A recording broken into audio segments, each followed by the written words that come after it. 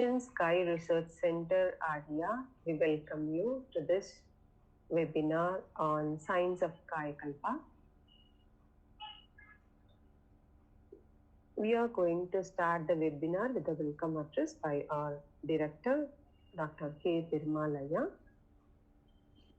Dr. K. Perumalaya has been in the sky system for more than 40 years. Initially, he worked as a physics professor in Ramakrishna Mission, Coimbatore. He has guided so many MPhil and PhD scholars, and now still he is guiding the research scholars. Now, I request Dr. K. Perumalaya to render the welcome address. வாழ்க வையகம், வாழ்க வையகம், வாழ்க வளம். Respected chief guest, respected doctors, respected guides, and dear scholars, I am very much happy to welcome all of you for this webinar. So we have been conducting this webinar on Science of Kayakalpa to bring out the basic truth and the fundamental concepts in it, so that all our professors and the Sky members can understand the depth of the subject and enjoy the benefits, because Samaji has given a wonderful concept. The concept has to be understood properly by all the people.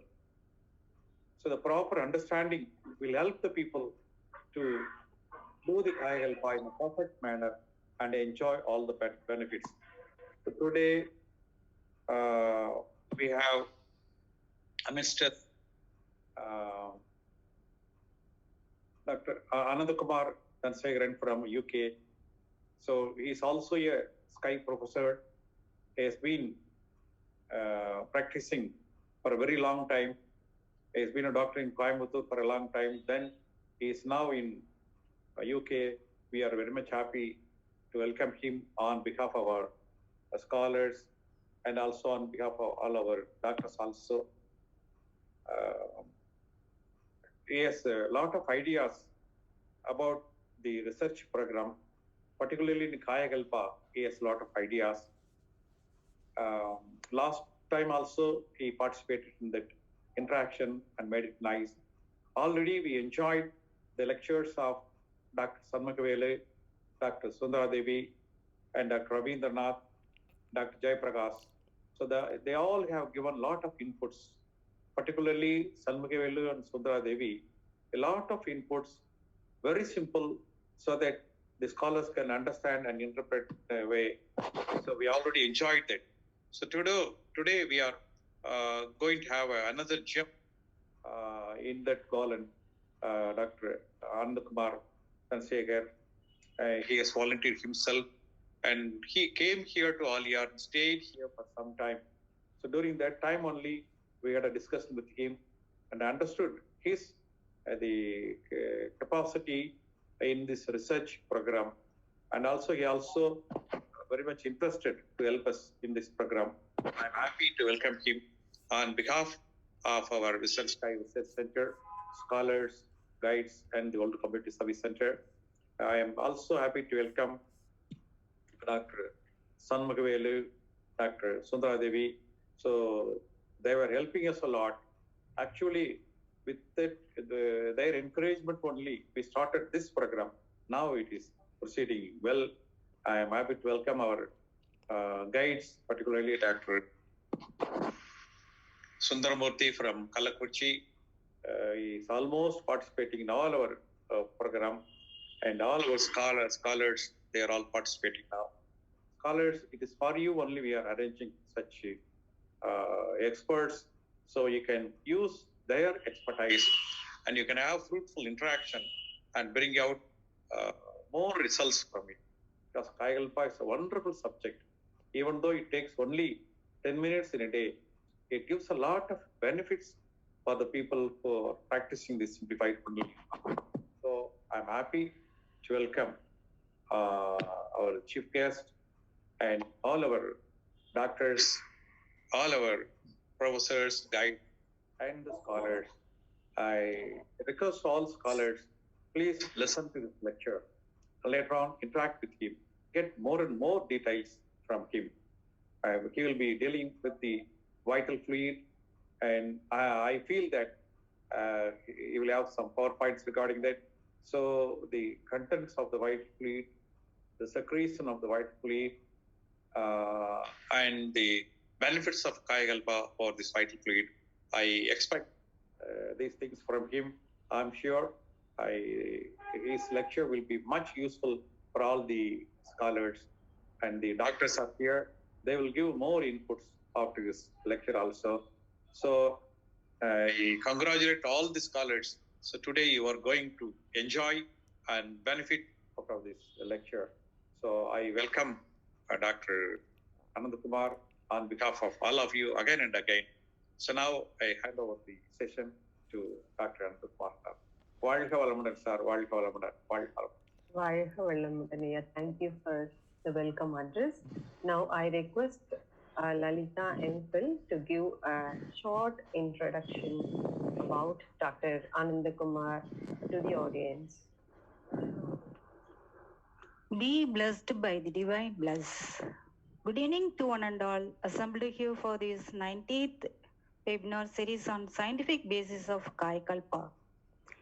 It is a great pleasure for me to introduce our resource person, Dr. Ananda Kumar Dhanashegaran, urology consultant.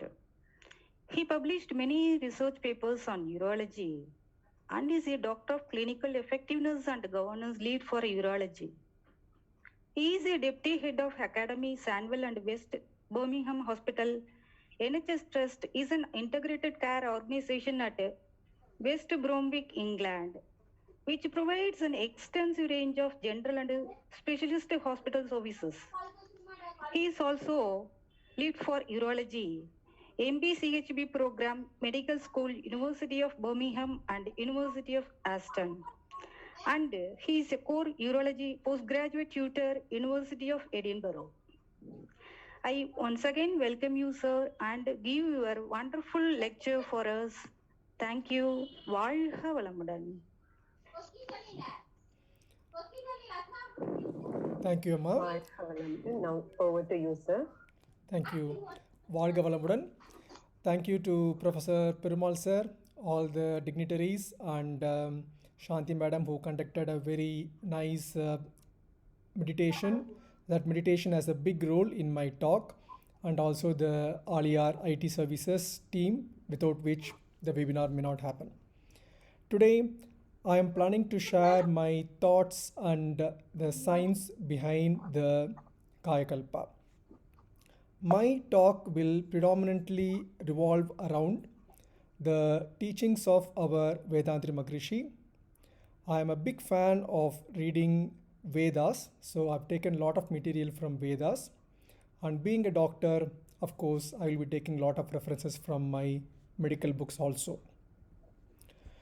Our approach today is we are going to discuss Brahmanyanam in a very brief note. I've already made a quite detailed presentation of Brahmanyanam in our UK Sky Trust meetings. But if needed, I'm quite happy to make the same presentation in one of the Aliyas meeting also. It's very important that we should know what is Brahmanyanam before getting into Kayakalpa. We will discuss what is Kayakalpa, what is the science behind Kayakalpa, how are we applying it in our day-to-day life, what are the benefits, and few other very interesting facts. So these three circles demonstrate the today's concept. The one big circle is Veda and Vedaranya, our Vedaranya, Kayakalpa. The other circle is the scientific basis, and the other circle is my understanding. As you can see, these three circles are not overlapping each other completely, which means some of the facts present in the science is not covered by Vedantam or our Vedantri Maharishi concepts. Some of the concepts covered by the Veda are not in my understanding. So there is only a very small area where these three big giants overlap each other. But we will try to resolve this as much as possible to get the best possible updated knowledge on Kayakalpa. Very briefly on Brahmanyanam. If somebody has to understand the science behind the Brahmanyanam, they should know at least one physics law. The law is Hubble limiter law. Most of you may know about Hubble. A very famous scientist devised the early telescopes and then later developed or helped in developing the bigger telescopes, without which we may not be able to see the space or stars and other planets. Limiter is a Belgian priest. Limiter observed that when you look into the space, if you look into two stars from wherever in Earth, they have some common features. The features are the stars are moving at an extremely high velocity away from the viewing area, which is Earth. It is very important, it is velocity, so it is not speed. It is not just moving at 1,000 miles or million miles an hour speed. It is moving at an increasing speed. That's why velocity. So it is accelerating. If you extrapolate this law and then look into a different direction or move in a different part in the Earth and look into the two stars, the same law applies. Everywhere the stars are moving at a very high speed away from the observer. It is known as redshift. In the spectrum of observation, the same rainbow color Vibgyor is used. If the star's spectrum is towards the violet, the star is coming towards us. If the star spectrum is towards the red, the stars are going away from us. That is redshift. So in 2022, we are observing this. We have observed this in 2015, 20 years back. From the date of the telescopes, we are observing this. So if we extrapolate this, if you take these findings backwards, say 1,000 years back, million years back, many years back, all these stars and planets should have come from one single point.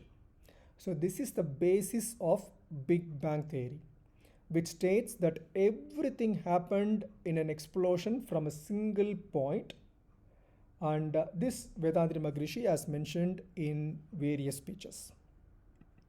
So this picture will elucidate what I am discussing. So if you follow my arrow, let us assume that this is our present Milky Way galaxy. So the Earth will be almost like a dot, not even a dot, or maybe even less than a dot. So if you extrapolate and go behind, you can see that the Big Bang happened at this point, and then before Big Bang, everything is Irayarul, or we can call it as a dark matter. I mentioned those areas with two arrows. One is a black arrow, the other one is a red arrow. The black arrow is the one we name as Shiva Kalam when we meditate. We had a wonderful meditation by Shanti Madam earlier today. And the red arrow is the one which is known as Shakti Kalam. So before any quantum fluctuations happens, when there is only a brimming energy, it is known as Shakti Kalam, and from which when the first action starts, it is known as the Big Bang, and that is known as the Shakti Kalam. So from Shiva Kalam, we are getting Shakti Kalam. Why it is important? Why understanding Brahmanyanam is important when you are learning about Kayakalpa is, this clearly shows us that everything, whether it's a planet or star or different galaxies, they all came from a single source of universal magnetism. We just name it as magnetism because it's a type of energy which behaves with all the magnetic properties. So you can call it as universal energy or universal magnetism.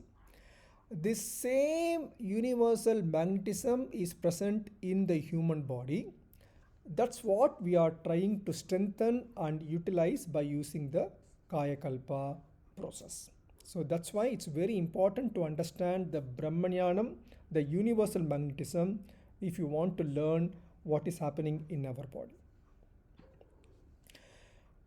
I will explain few small concepts before jumping into the Kayakalpa, because these concepts we need to be absolutely clear so that the understanding of Kayakalpa will be very easy. If you take Kayakalpa as a sentence, these things forms the words. Without understanding the meaning of the words, you can't understand the sentence.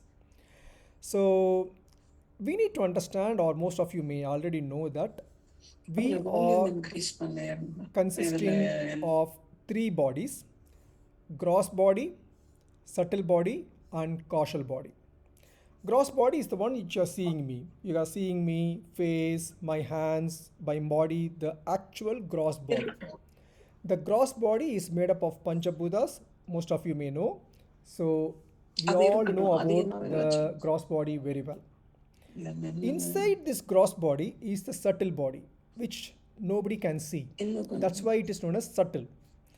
The subtle body is mostly of feelings, karmas, and nadis. We will explain this in detail. Say, for example, I am so happy and I am so privileged that today I am sharing my knowledge on Kayakalpa with this august audience. So this feeling is belong to the subtle body. Say I am late to my hospital, and if I am running, if I am walking fast, that feeling of bit of a tense feeling is a feeling in the subtle body. Lot of times a person on the appearance may look comfortable. He may be just happily having a cup of coffee, but there may be a lot of sadness or maybe a lot of happiness inside that. So subtle body is very difficult to find. Inside the subtle body, the innermost one is the causal body. Causal body is the one which is the part of the universal magnetism. That's why it is very important to know these three bodies.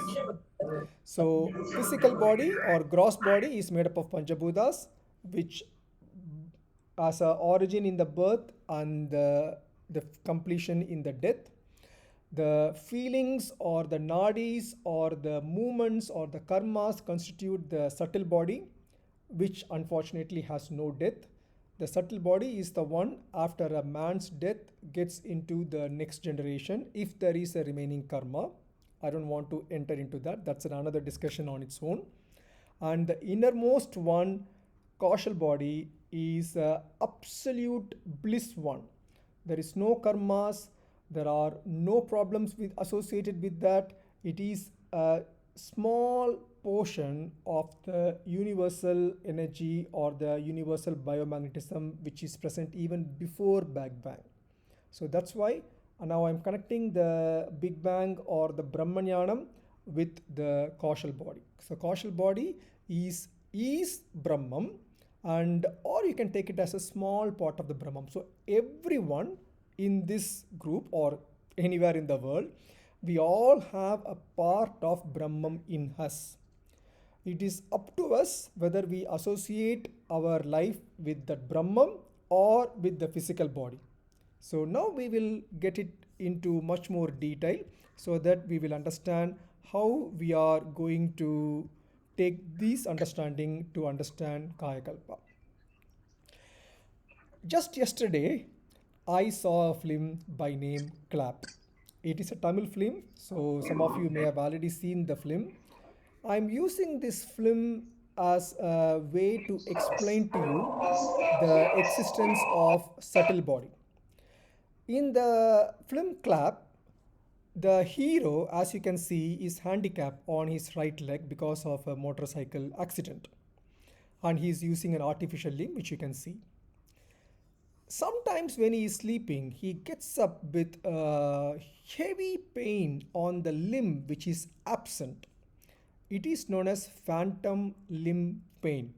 In the medical world, it is very well known. So patient, even though they don't have the limb, they will feel as if there is a limb and it's painful, and the pain is very difficult to tolerate. This is very common in the early stages of amputation.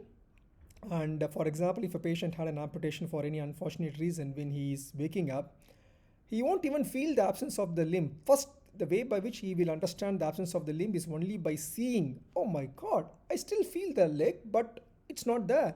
So what the person feeling is the subtle body.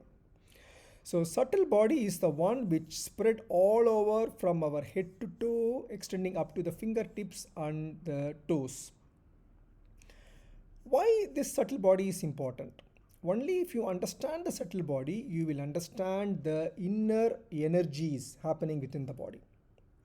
And if you have seen the film, you can know that how the hero of the film gets away from the pain. Somebody will bring a mirror. With the help of the mirror, he will mirrorize his normal limb, and his brain recognizes that there is a limb and tries to understand it. And since there is no limb, brain slowly get dissolved that there is no pain. So it is a very nice portrait to understand the subtle body. So subtle body is present inside us, which is not controlled by the actual physical body, but that is what the existence coming from.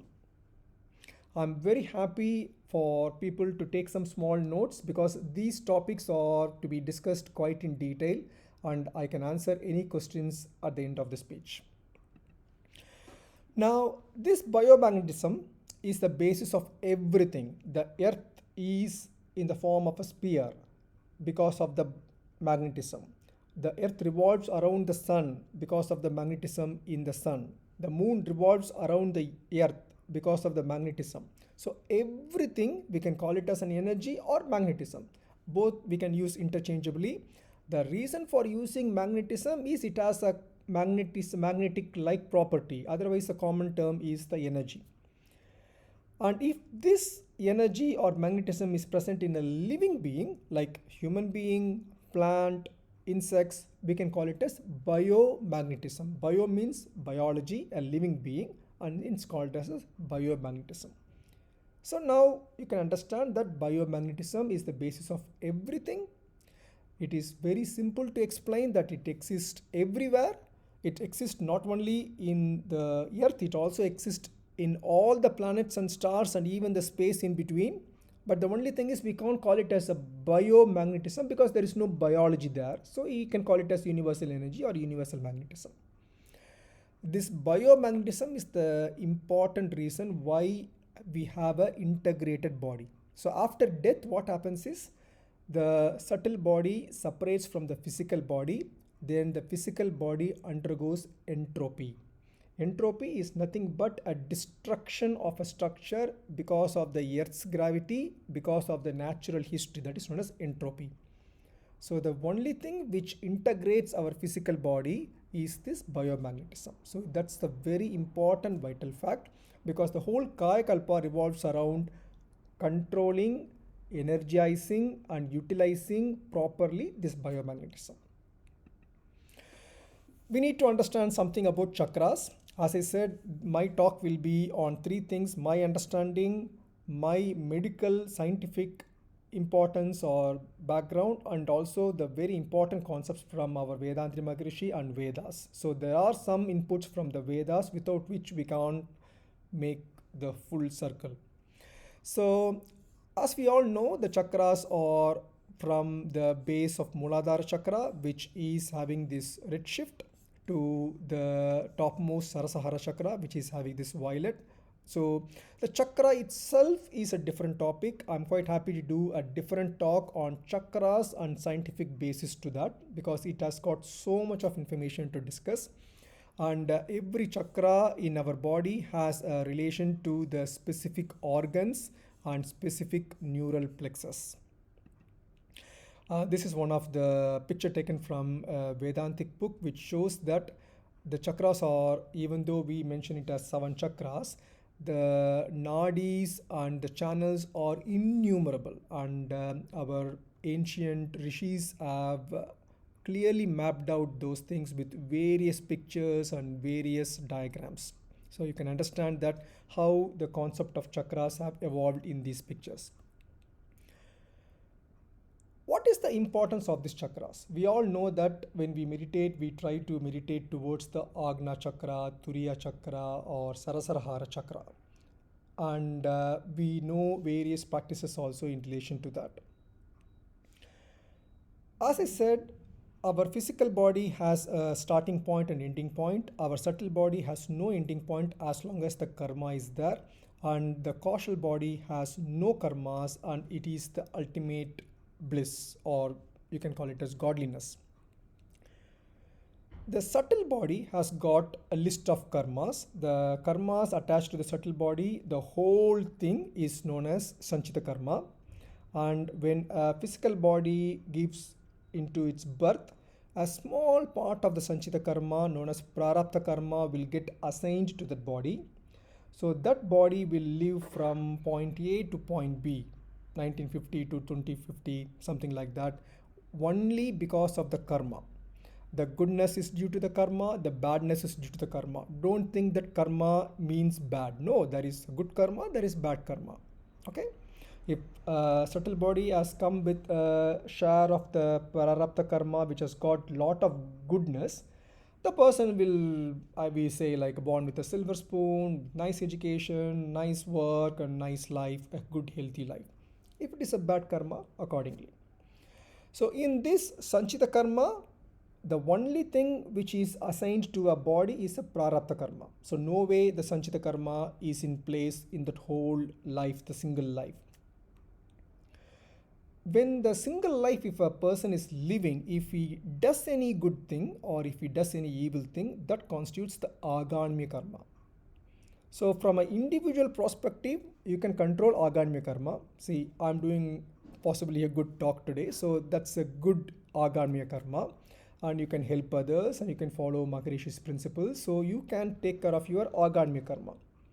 Unfortunately, Prarabdha Karma, you have no control. You are born with that. Sanchita Karma, you don't have to bother as long as your vision is between the birth and death. But if you have a broad vision beyond your life, if you are thinking about afterlife and everything, you need to know about Sanchita Karma, which we will discuss. So the subtle body, which has got all the notes and details of these karmas, work on our physical body through the chakras and nadis, which we discussed. So how our physical body and subtle body link to each other is because of these chakras and nadis.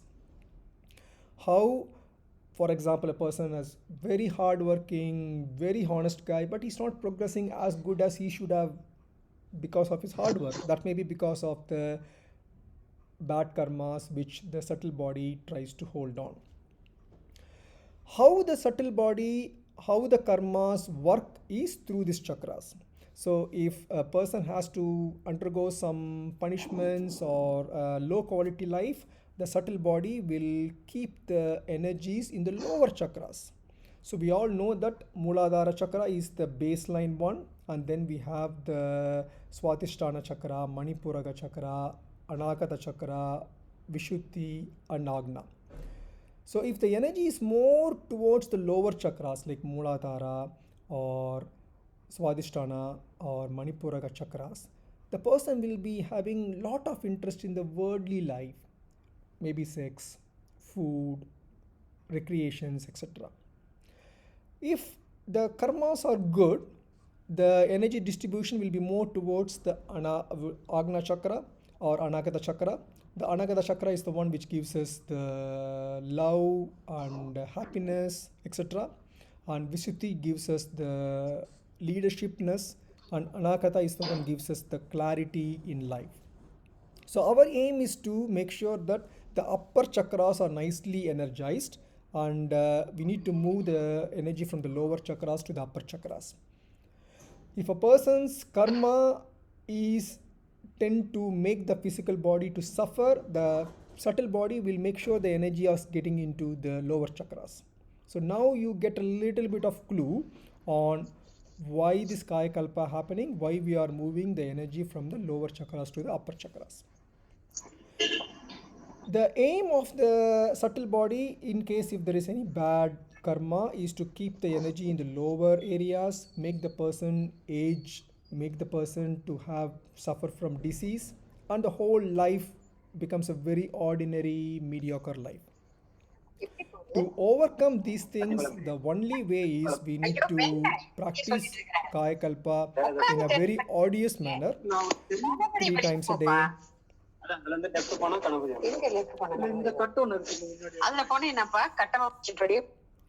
Thank you. 3 times a day before food. I'm not going to discuss the methodology of Kai Kalpa, which you all quite aware of, and we are all practicing hopefully day in and day out.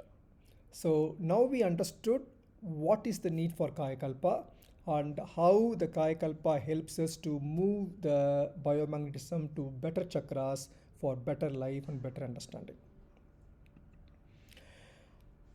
Is there any alternative to Kai Kalpa? Is there any way we can achieve the same benefits of Kai Kalpa, like a young age, disease-free life, preventing death, healthy life, happiness, without Kai Kalpa? Our rishis have found out some ways. One of them is known as Karpam. It is my duty to give you as much of wholesome knowledge. That's why I'm introducing few small things here and there. But why this Karpam was not very famous in 2022? Because we have lost the knowledge on Karpam. It is not very easy producing the Karpam. Karpam is a type of edible material and it is made with a lot of meditation and preparations and rare metals and herbs, etc. So we have lost, I don't know, maybe some of people living in forest or somebody maybe still learn how to do the Karpam, but to my knowledge there is no reliable source to prepare Kalpam in the present 2020. And Karpam is not like a tablet. Like for example, if you have headache, if you take paracetamol or Dolo 650, you may feel better. But again, you can still drive, watch TV, have your normal life, but you can take the tablet and get resolved all the disease. But Karpam is not like that. If you want to go through the Karpam route, have a Karpam to have a young body and disease-free, long life, etc., you need to have lot of lifestyle changes. Of course, like meditation, vegetarian food, fasting appropriately, yogasana, etc. So we don't know really whether the Karpam is the reason for the complete improvement or is it the lifestyle changes. We need a kind of a multifactorial study on that. And there are a lot of side effects of Karpam, and if the people permit, I will bring in some well-known example, like for example our previous Tamil Nadu Chief Minister Dr. MGR. There were a lot of news says that he had a type of Karpam which resulted in metal-related poisoning. So it's not very safe. So I will be very, very cautious if somebody interested to go through the Karpam route. And why Kai Kalpa is much more better is because we know the methodology, we have masters to teach it in a correct way, and there are some side effects, nothing is free of side effects, but we know how to help with the side effects. So that's why I just brought in this electric car. I know India don't have electric car much as of now, but in UK and US electric cars has become a very, very famous concept. The concept is the engine of the electric car is just like the engine in your mixie or wet grinder. So they are all not running in the low quality fluid like diesel or petrol, and electricity is much more pure and clean energy. So the engine works much longer, and they promise that if properly maintained, the battery may go down, but the actual electric engine can go on and on for millennium miles.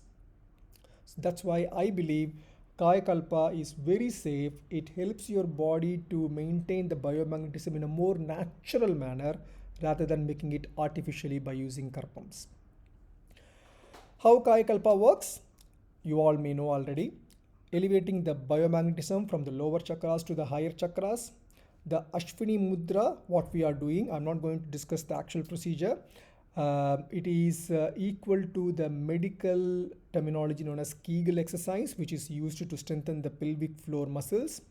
And if the Kai Kalpa is associated with an inspiration, that takes the energy up, because in inspiration we feel as if we are doing something upwards, while expiration we are doing something downwards. And the most important part in the Kayakalpa is focusing and assuming. In Tamil, there is a good word, bhavanai. Focusing and assuming that there is an upward movement of biomagnetism from lower chakras to upper chakras. I feel this is very, very important. Somebody is doing Kayakalpa without that proper assumption and focusing. There is a big difference between the people do with a proper focus. And we have good masters to teach us the clearance meditation and Shanti meditation. They all help to prevent if there is any untoward side effect, like if there is too much of biomagnetism in the upper chakras resulting in headache, etc. These kind of side effects can be prevented. And how the Ojas breathing works, I just simply took a couple of pictures from my gardening. So if we make a purse like opening in the mouth and give a good Ojas breath, it gives a nice spray formation of the water, so that the energy what we have accumulated or elevated to the upper chakras can be nicely spread all over the body up to the toes and fingers. That's what important. While if you don't do that properly, as per the showing in this picture, I'm not sure how far you can understand this picture well. Next time I will get a better picture. The water stream is just flowing down, so there is no real forceful spread available to spread all over the body. So this is how the Ojas breath works. And Kayakalpa won't work on its own. It has to be accompanied by various other practices. One of the very important practices is calorie intake restriction. I just mentioned calorie intake because you may be having good food and correct amount of breakfast or lunch, whatever, but in between you may be having a coffee with a sugar or a milkshake or even a fruit. So everything constitutes calorie except plain water. Okay, and even plain water, when you are getting bottled water, you need to make sure that there is no calories, because we don't know the ingredients unless if you check. So appropriate fasting, appropriate calorie intake. As I said, even in the car example, you are taking such an amount of calories and make sure you are spending the calories. There is no way you can store the calorie. Storing the calorie is the one which increases the fat stores and increasing the weight, etc. That's what the subtle body does to us. Subtle body make sure that you have that interest in the food and you have the interest in the sex and get into some problems because it has its own prarabdha karma to-do list to tick. So that's what the subtle body does. So we need to make sure that the subtle body is not given appropriate interest, and we should control our calorie intake to make sure that we are having a healthy life. Again, calorie intake is one of my very, very, very close to heart subject. I can do a full talk on fasting, how it works, how we can make a diabetic insulin dependent patient into a complete normoglycemic. It won't happen like magic. It takes months and very arduous practice with simple controlled calorie intake and fasting. If you look into the old Paleolithic man, they haven't had the agriculture. They haven't had the food available in the fridge or in the cupboard. All they have to do is they have to get up in the morning, take the bow and arrow or whatever the spade, go out hunting, and if they get a good deer or something like that, it's a feast day. So they will bring it to the group. They will share with the wife, children and community, including the elders, and then the feasting is done. Then maybe the next 2 days there won't be any food. So our body for thousands and thousands of years were designed for fasting and feasting. But because of the agriculture, because of food available now in a packed manner in our shelf, the whole culture has changed and we are eating 3 times a day or 2 times a day, etc. I won't speak more on this, but this is a very important topic. Unless if you have a proper lean body with appropriate fasting and calorie intake, the effective Kayakalpa won't happen. That's what I'm trying to bring in here. And then ejaculation restriction. And I specifically said ejaculation. Ejaculation is a simple term which means the semen in a man or the fluid in the ejaculated fluid in the woman is ejaculated, is emitted. Okay, there is no need to say sex restriction. The reason is the ejaculation can happen with masturbation. The ejaculation can happen in the sleep also. So the total ejaculation should be restricted.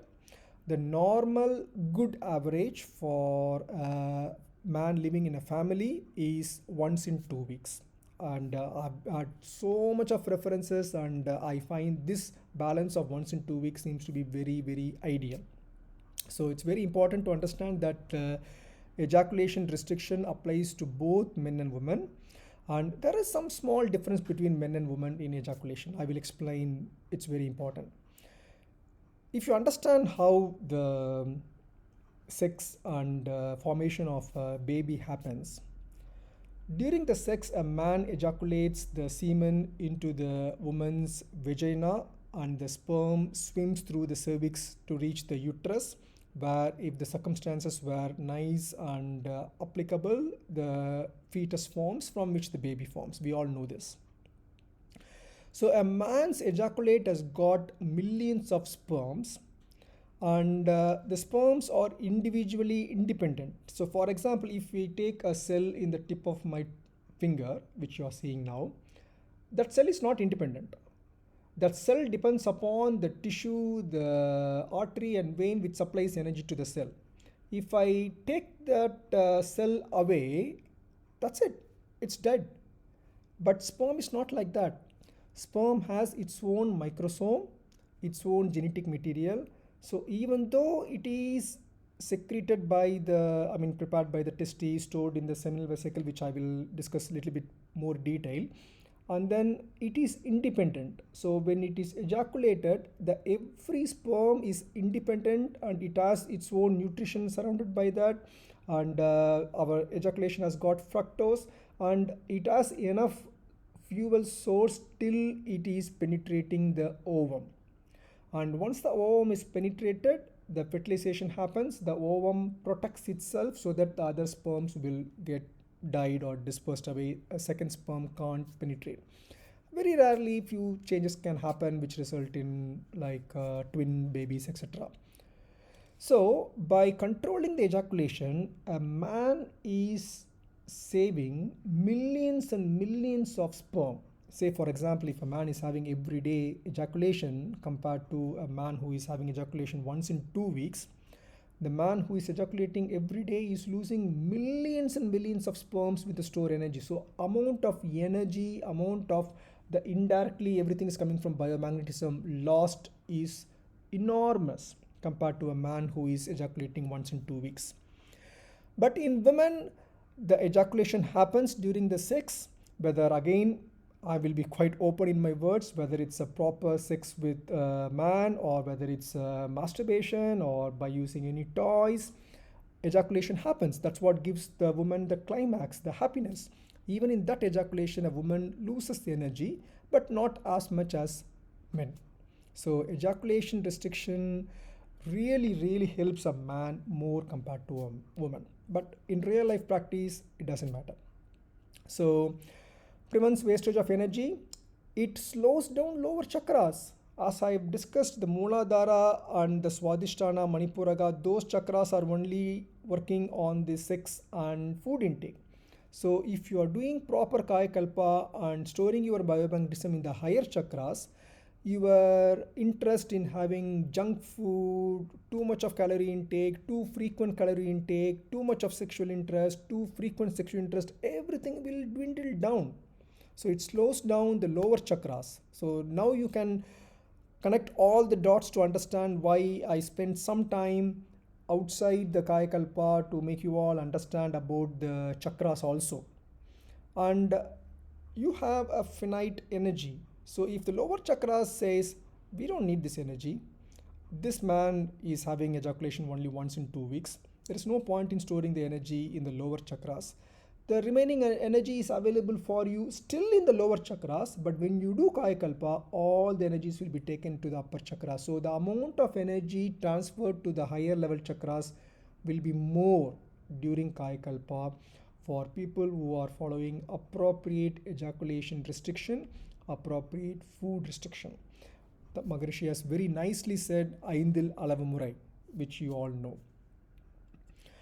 Now, I'm just going to take you to some of the medical aspects, and my sincere apologies for some of you. This may be slightly like Latin and Greek, but it's nice to know something. That's where because otherwise my speech anybody can speak. So I want to really make it very, very scientific, and the scholars who are hearing this, if this creates a kind of intuition to know more, please get back to me. I'm quite happy to guide you in your studies also. And my WhatsApp mobile number, Shanti Madam or Perumal Sir will share with you all. I'm very happy for people to reach me if somebody wants to do more study in this particular subject.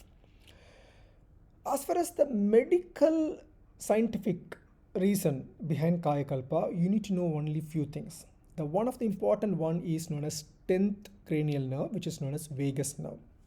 So as you can see in this picture, these are all the cranial nerves, and this starts at the region of above this is the brain. I will show another picture of that. So from the brain we have the medulla oblongata and the pons, and then we have the spinal cord going down till our tailbone. The 10th cranial nerve, also known as vagus, is the one which is the longest nerve in the body. It has left and right. I'm just showing only the left side here for the sake of simplicity, and it supplies so much of organs, right from heart to the aorta, stomach, nerves, liver, pancreas, adrenal, intestine, large intestine, everything. And there is a sacral plexus which supplies the lower part of the sex organs and also the anus and our main important muscles which we use for our Kayakalpa. So you need to understand that this nerve's tone, this nerve is known as parasympathetic. The parasympathetic nerve helps us to be calm, decrease the heart rate, decrease the blood pressure. So whenever you do meditation, whenever you do Surya Namaskar, whenever you do any pranayama, Nadi Sutti pranayama, or any breathing exercise, this vagus nerve is getting toned up. Increased vagal tone will result in a very healthy cardiovascular and respiratory health. Okay, so the one reason how the energy is spread from the lower chakras to upper chakras, we can say vagus may be having an important part, because as such the chakras are from the Vedas, and our Vedanta Maharishi has explained it. But if you want to explain that with some science, you need to depend on the vagus nerve, for example. And as I said, the vagus nerve supplies so much of organ. Just think that if you are able to have a good vagal tone, a single action on the vagal tone increase will cure all the diseases. It will reduce your hypertension, you will be having a no peptic ulcer and good motility, your diabetic control will be good, your stress will be less because it's acting on the adrenal cortex, your digestion will be good, absorption will be good, your constipation will be less. So much of diseases, like all these metabolic syndrome diseases we call, they all can be resolved by this vagus nerve itself. And the other important nerve which you all know is the pudendal nerve. It happens at the very lowermost spinal cord. If I go back to the picture, it's in the lowermost, the blue line, which goes to the lowermost part of the bodies. So the pudendal nerve starts from S2, S3, S4 spinal cord, and it forms all three joined together to form the pudendal nerve. In the real human body, you can see the pudendal nerve transferring in the inside of the pelvic. And what muscle or structures we actually do in Kayakalpa? So in Kayakalpa, we are constricting the anal musculature. This is the back passage anus opening into the back passage. So this is the musculature we are constricting in the Mulabhadra or our Kai Kalpa yoga. And this muscle has got a direct relation with the whole pelvic floor through the tendons and the other musculature, and this helps us to strengthen the external sphincter of the bladder. So this is an example of a male pelvis. So where we have prostate and bladder. In women there is no prostate, so directly the bladder will end up in the external sphincter. In women who are having normal delivery, if there is a problem in urine leak post normal delivery, by strengthening this pelvic musculature, they won't have any urine leakage. They will have normal, successful, comfortable delivery, and also it will also help us to prevent future leak if there is any injury, anything happen. And the other anatomic structure which you need to know is known as seminal vesicle. This is where the semen getting stored. If at all, if I know a lot of you who don't have the medical background, if you are doing this Kayakalpa, you may be having a mental picture that there is something like a vessel holding the sexual vital fluid lower down, and we are taking the vital fluid via this Kayakalpa into the cerebrospinal fluid. Unfortunately, I'm sorry to say that belief is wrong, or there is no scientific basis to that. I'm very sorry if I am really hurting somebody's feeling, because you may have got lot of good effects because of this feeling, but the science is entirely different. No way the cerebrospinal fluid, which is the fluid which helps to cushion our brain, has a role in these things. If at all, if you are understanding in another way how we can support that thinking that we are taking the sexual vital fluid energy into the higher chakras, is when the person is having decreased ejaculation frequency, as I said, ejaculation restriction, there will be some amount of sperms getting stored in the seminal vesicle. Our body is so good in self-regulation, and it will think there is so much of sperm stored in the seminal vesicle. This guy is not ejaculating every day. He is ejaculating every second week. So there is no point in spending energy in producing the sperms from the testes. I will show the testis picture in the next slide. So the amount of biomagnetism or bioenergy spent to the testes in producing the sperm will reduce. So if you are reducing the amount of energy spent in producing the sperm, because there is a lot of sperm already stagnating, that energy will get accumulated in the lower chakras. And then if you do the Kayakalpa, there will be more energy transferred from lower chakra to the upper chakra. Now I'm again proving again and again the same thing.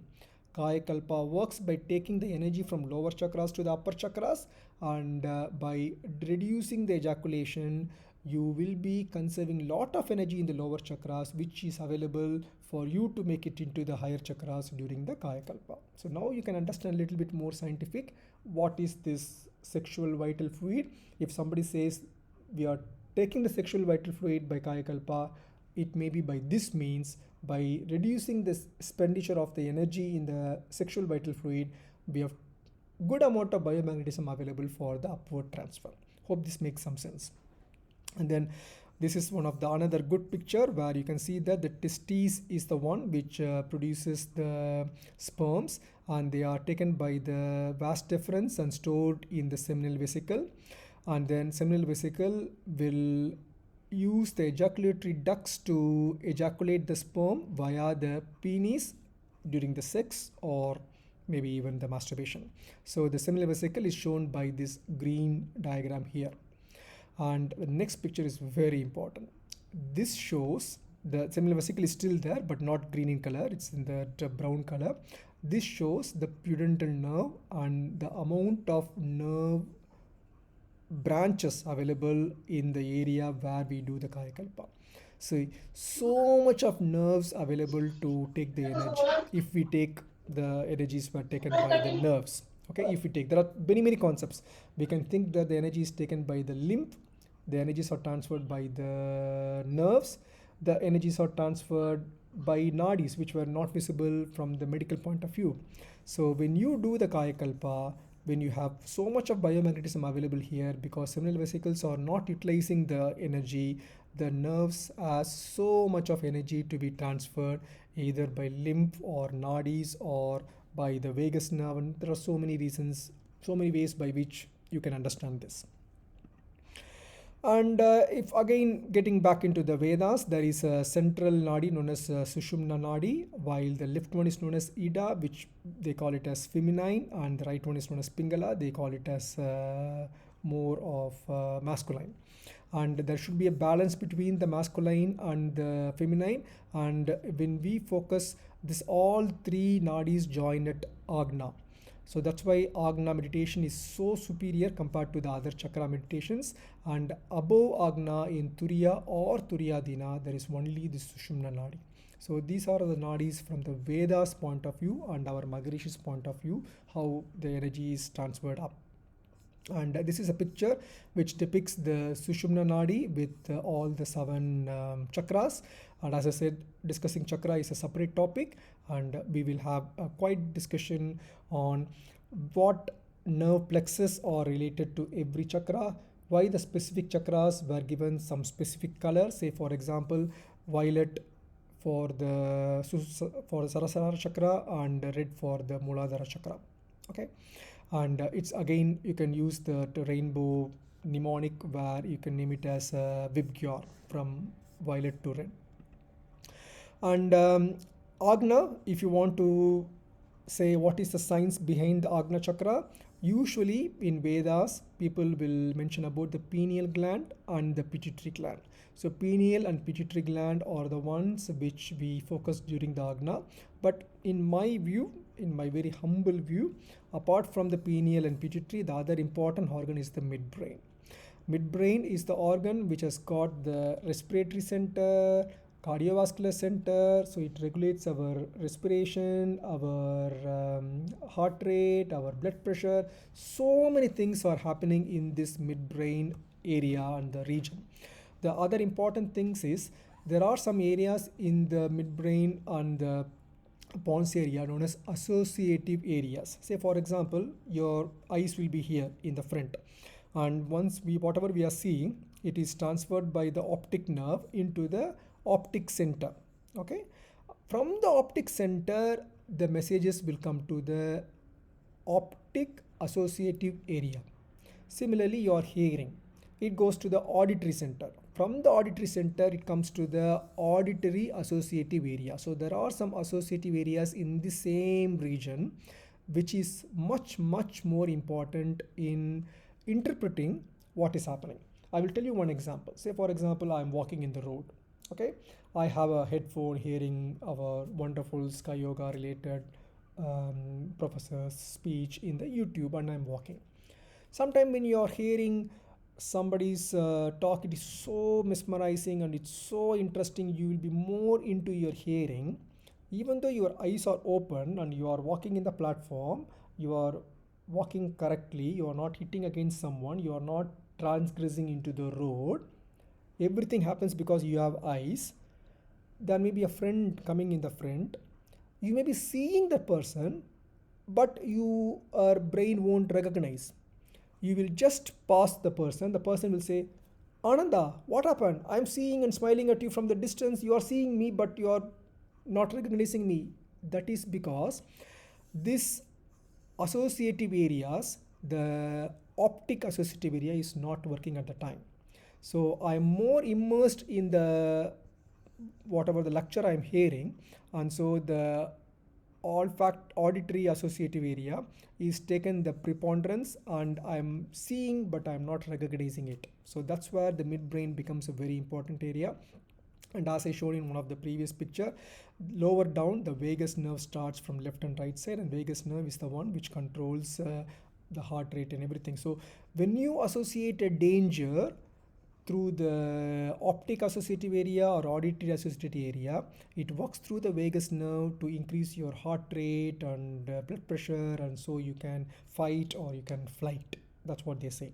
So all these things are very important. So in my humble view, again, instead of saying that the pineal gland is the main Agna chakra area where we are focusing for meditation, I will say this midbrain pons area has to be given a lot of importance. But I'm in the process of making a complete article on it. I hope we'll be able to publish it in a proper yoga journal with a proper science background. My daughter Janani Anand is very much interested in these kind of research oriented things, and of course she's just learning, so I'm helping her. She helped me in preparing this slide. That's why in the first slide I obliged to give proper recognition to her, and that's why I included her in the first slide. So hopefully we both will produce a wonderful article on this, how the Agna chakra has to be referred more to the midbrain pons area rather than the pineal or pineal or the pituitary area. They are important. Pituitary is very important. The pituitary hypophysis axis is so important in controlling so many endocrine organs. There is no doubt in that. But these two are so close to each other, and it's not fair in not giving proper recognition to these areas also. So maybe yogic people have recognized this whole area, but as the information getting passed on, we were tend to focus more on the pineal gland and the pituitary gland. I have got similar science-backed presentations on many concepts. What is the scientific basis of Brahmanyanam? What is the science behind karmas? I briefed up a little bit today. I've just taken 2 slides from 15-20 slides full presentation. What is the science behind fasting? The reason why I'm bringing this is that is important. If you want to be a good yogic practitioner with excellent outcome from Kayakalpa, you should know fasting also. What is the science behind pranayama, which heavily relies on the vagus nerve? What is the science behind meditation, how meditation works, which parts of the brain is acting, not acting, why some people are so good in meditation, why some people really struggle even after doing it for years and years. What is the science behind Surya Namaskaram and all our Sky Yoga, Yogasana practices, and even the simple our Sky Yoga blessing, Varga Valamudan. There is a science behind it. So we can discuss these things in the future presentations. And with all the gratitude to our Vedantri Magrishi and various Vedas and my medical books, I'm very thankful for Professor Perumal sir and the IT team and various professors giving me this opportunity. I'm very happy to answer any questions following this. Varga Valamudan. வாழ்க வளமுடன், sir. Thank you so much for your scientific presentation on Kayakalpa.